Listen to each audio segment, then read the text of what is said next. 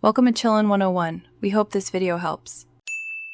You start by importing both camera clips and recorder tracks into the same event so Final Cut can analyze them. Make sure clips share a common sample rate, typically 48K HC, because mismatches can confuse alignment.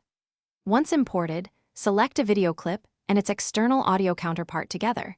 Then choose the Synchronize Clips command so Final Cut can use timecode or waveform correlation to create a synced compound clip. This first pass establishes baseline alignment and prevents drift later on. Once the compound clip is created, open it and visually inspect the waveforms to verify alignment.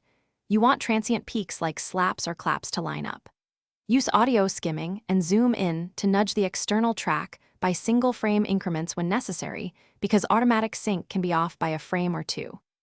If the waveform is messy, switch the Synchronize command to use timecode instead, or create a manual sync point with a visible slate. This reduces cumulative drift across long takes.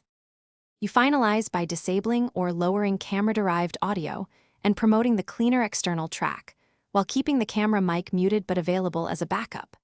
Make sure to render or play the entire timeline to confirm lip sync and listen for phase cancellation. Adjust channel phase or invert polarity if you hear comb filtering. If you encounter drift, rerun Synchronize using longer continuous reference audio or verify timecode. When all else fails, perform a manual waveform realignment across the Thanks for watching. Consider subscribing if we helped you.